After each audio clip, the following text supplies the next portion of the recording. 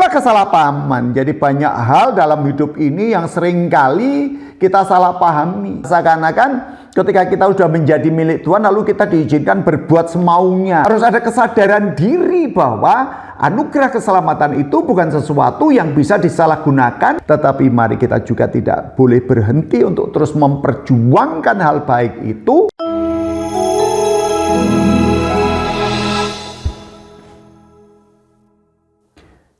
Bapak, Ibu, dan Saudara yang terkasih di dalam Tuhan Yesus Kristus, pada saat ini saya mengajak Bapak, Ibu, dan Saudara untuk bersama-sama menghayati akan syafaan Allah. Dan terlebih dahulu mari kita satu hati sejenak, kita mengambil saat teduh, kita berdoa. Bapa dalam surga, kami hendak bersama membaca merenungkan sebagian dari firman-Mu. Nyatakan kuasa-Mu atas kami dan berkatilah kami, supaya setiap apa yang boleh kami baca, setiap apa yang boleh kami dengar, hanya kehendak-Mu saja yang hadir dan kehendak-Mu saja yang dinyatakan bagi kami. Kami mohon pimpinan Roh Kudus mengurapi hati dan pikiran hamba-Mu, supaya kehendak-Mu benar-benar hadir melalui pewartaan sabda pada saat ini. Dalam nama Tuhan Yesus Kristus. Amin.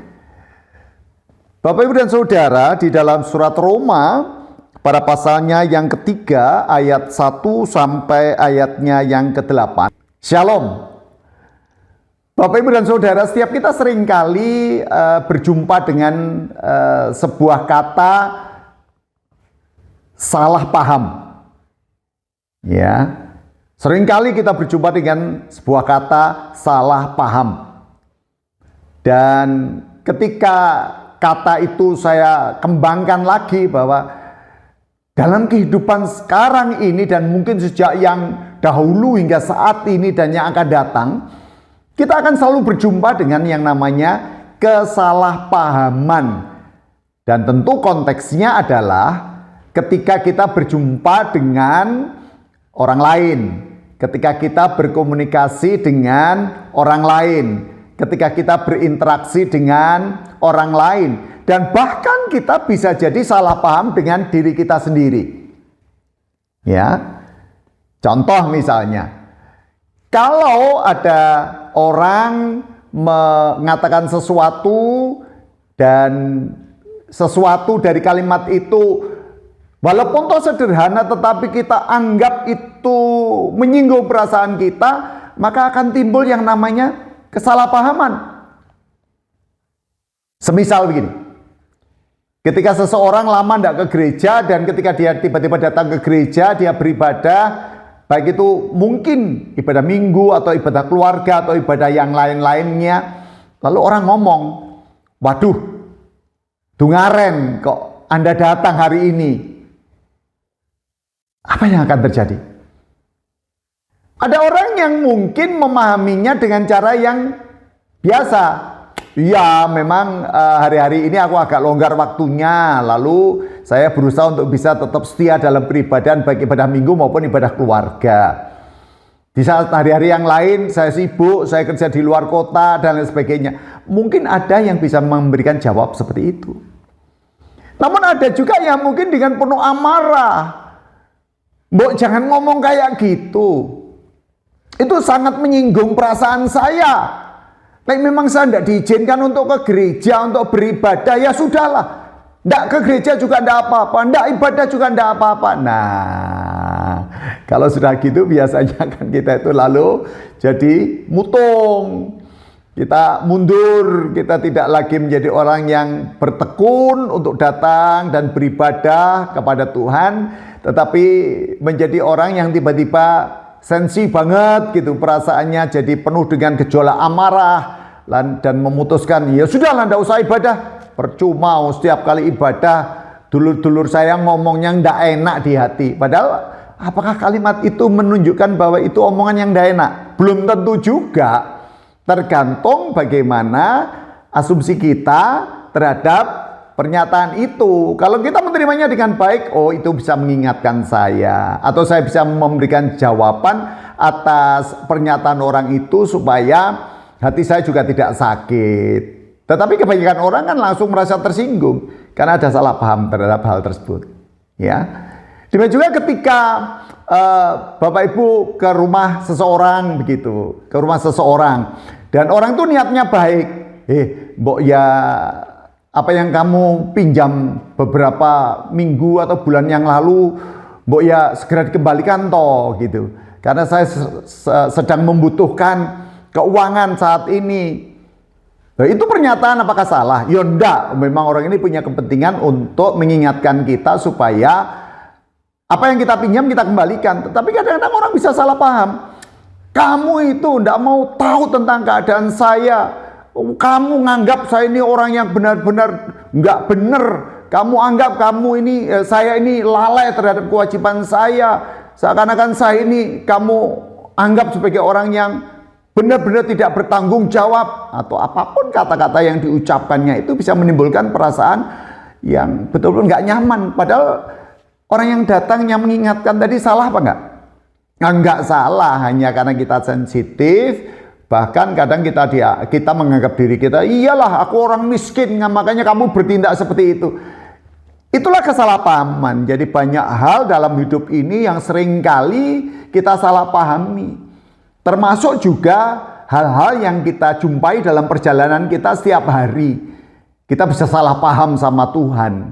Seakan-akan Tuhan itu tidak adil lah, Tuhan tidak kasih lah, Tuhan tidak tidak peduli lah, atau apapun itu. Nah, kali ini di dalam perikop kita disuguhkan sebuah dialog, percakapan antara Rasul Paulus kepada orang-orang Yahudi yang ada di Roma, di mana terjadi sebuah perebutan tentang keberadaan Rasul Paulus. Sebagai seorang rasul, dia tidak pernah menyalahkan orang Yahudi terkait dengan keberadaan orang Yahudi, tentang sunat, tentang keyahudian. Tetapi setelah Rasul Paulus itu menerima Yesus dari Saulus menjadi seorang rasul dan namanya menjadi Rasul Paulus, dia memiliki konsep berpikir yang baru. Bagaimana dia menempatkan dirinya sebagai orang yang sebenarnya dia itu jahat, sebenarnya dia itu tidak layak, tetapi dia dilayakkan oleh Tuhan.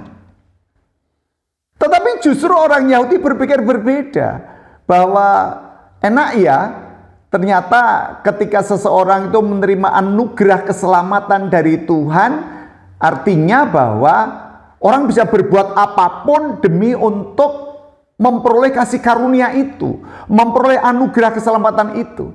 Nah, Paulus merasa tidak nyaman dengan ucapan itu. Dia tidak pernah mempermasalahkan orang Yahudi, dia tidak pernah mempermasalahkan sunat. Bagi orang Yahudi sunat ya sudah, sunat secara jasmania. Tetapi bagi Rasul Paulus, sunat bukan perkara jasmania tetapi secara rohania. Bagaimana ketika orang itu sudah hidup di dalam Kristus, berarti dia menjadi ciptaan yang baru. Dia menjadi orang yang sudah diberkati, orang yang sudah memperoleh hak keselamatan dari Tuhan. Tetapi orang Yahudi memahaminya justru berbeda, sehingga Rasul Paulus menganggap perkara ini perlu dijelaskan. Nggak bisa kalau kita memperlakukan Tuhan dengan cara dan menurut pikiran kita. Seakan-akan ketika kita sudah menjadi milik Tuhan, lalu kita diizinkan berbuat semaunya, sekenanya, seenaknya. Nah, kalau itu yang menjadi rujukan orang mengikut Kristus, maka apa yang terjadi dengan diri kita? Dunia tidak lagi bisa memandang kita sebagai umat yang sudah ditebus. Dunia tidak lagi memandang kita sebagai orang yang layak untuk dijadikan teladan. Dunia tidak lagi bisa melihat kita sebagai milik Kristus. Tetapi Paulus terus mengingatkan, orang-orang yang berlaku demikian, maka dia layak dihukum. Itu kata Paulus yang diungkapkan oleh Rasul Paulus di dalam Roma pada pasal 3 di ayatnya yang ke-8 itu. Dinyatakan dengan jelas, dinyatakan dengan tegas. Jadi ketika kita sudah memperoleh sesuatu dari Tuhan Yesus, ketika kita percaya kepada Dia, ketika kita beriman kepada Dia, ya sudah, kasih karunia itu diberikan supaya kita diselamatkan. Kasih karunia itu diberikan karena kita telah mengikut Yesus. Tetapi ketika orang berpikir, ya gunakan kesempatan dengan kasih karunia itu untuk kamu menambah dosa, loh itu bukan suatu perkara yang benar. Rasul Paulus tidak mau cara berpikirnya orang Yahudi dikenakan kepada cara berpikirnya yang ada di pikiran Rasul Paulus sebagai orang yang sudah ditebus. Maka mari kita berhati-hati ketika di dalam mengikut Tuhan Yesus. Kita seringkali salah paham tentang banyak hal. Misalnya, ketika kita mengikuti Yesus, kita anggap, kesempatan, toh Tuhan menganugerahkan keselamatan kepada setiap orang yang percaya kepadanya kan? Betul. Tetapi ketika Tuhan sudah menganugerahkan keselamatan kepada orang yang percaya kepadanya, namun orang itu justru tetap berlaku bebal dalam tindakannya, maka ya tentu Tuhan tidak menginginkan dia mempermainkan anugerah itu dalam sebuah tindakan, dalam sebuah ucapan, dalam sebuah perilaku yang tidak seiring dengan kehendak Tuhan. Harus ada kesadaran diri bahwa anugerah keselamatan itu bukan sesuatu yang bisa disalahgunakan, ya, bukan sesuatu yang bisa diperlakukan secara sekehendak hati kita. Kita tetap harus mengikuti apa yang Tuhan kehendaki. Tuhan menginginkan kita tetap berada di dalam koridor kasih-Nya. Ya, karena kalau kita hidup di dalam kasih, berarti kita harus terus menunjukkan teladan kehidupan sebagaimana Tuhan juga terus menunjukkan akan kasih-Nya yang tidak pernah berubah dalam diri saya dan Bapak Ibu Saudara semuanya. Karena kasih Tuhan tidak akan pernah berubah. Itu hal yang pertama. Jadi kesalahpahaman yang pertama yang saya katakan, jangan menganggap jadi orang Kristen itu menggunakan kesempatan anugerah Allah itu berupa keselamatan yang diberikan itu lalu kita terima secara sekehendak hati kita. Asal kita masih percaya pada Yesus, ya mari kita lakukan hal-hal buruk atau kita bisa melakukan perbuatan dosa yang sepuas hati kita. Jangan salah. Tuhan tidak menghendaki kita berlaku seperti itu. Yang kedua, secara psikologis, kita selalu berpikir bahwa kalau saya sudah menjadi milik Kristus, saya sudah menerima kasih dan anugerah Allah, maka pikiran dan perasaan saya secara otomatis harusnya bahagia. Secara otomatis harusnya saya itu bersuka cita. Harusnya dipenuhi dengan ketentraman dan kedamaian dalam hidup. Bapak, Ibu, dan Saudara, ketenangan, ketentraman, kebahagiaan, damai dalam hidup, itu bukan sesuatu yang secara otomatis Tuhan nyatakan ke dalam diri kita sebegitu saja. Loh, kok bisa? Iya, karena bagaimanapun juga Tuhan kan memberikan mandat kepada kita.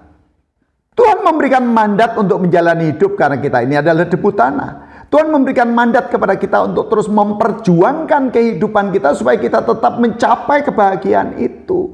Maka mari rebut, capai, kejar sukacita, kebahagiaan, ketenangan, ketentraman di dalam Tuhan itu dengan cara yang betul-betul kita berani berjuang memperolehnya.